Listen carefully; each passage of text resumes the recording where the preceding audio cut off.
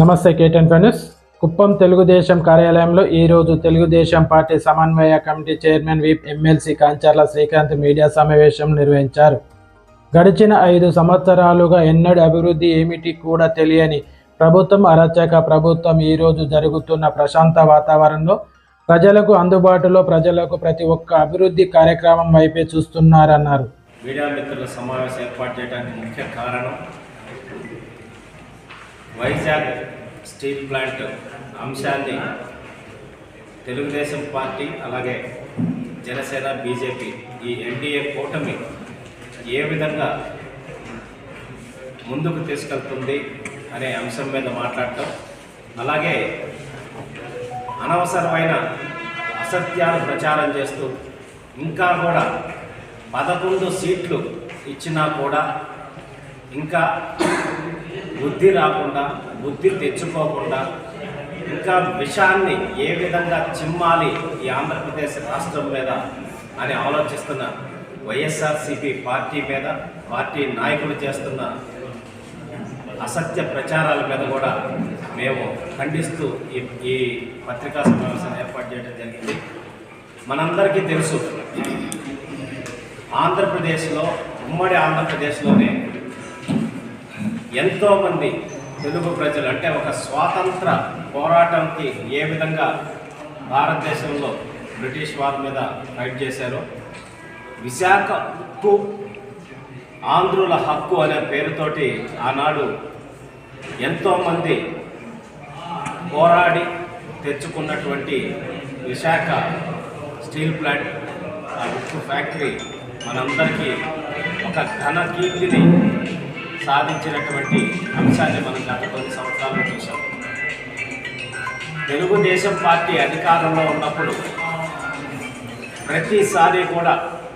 ప్లాంట్ని ఏ విధంగా ముందుకు తీసుకెళ్లాలని, లాభాల పాట పండించడానికి,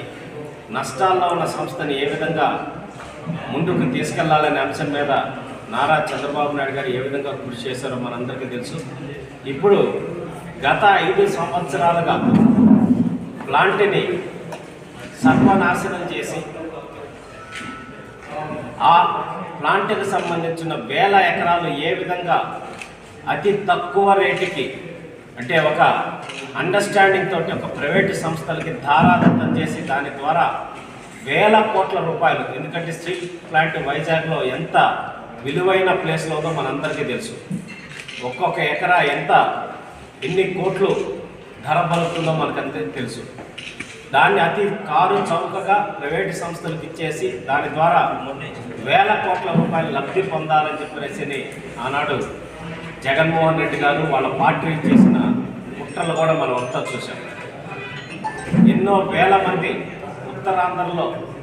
జీవనాధారం పొందుతున్న ఆ ప్లాంట్ని మూసేయడంతో పాటు వాళ్ళు వ్యక్తిగతంగా లబ్ధి పొందాలని చెప్పేసి చేసిన కుట్రలు కూడా మనం చూసాం. అయితే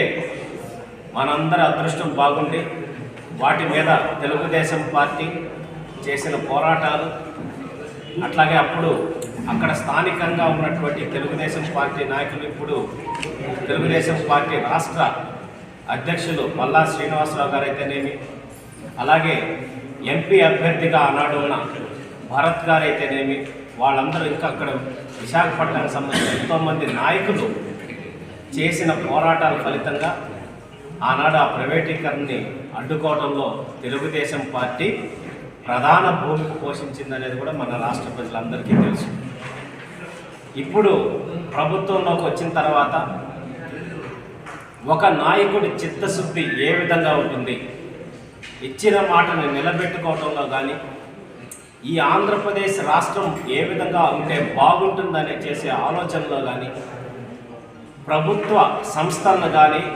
ప్రభుత్వ వ్యవస్థలను కానీ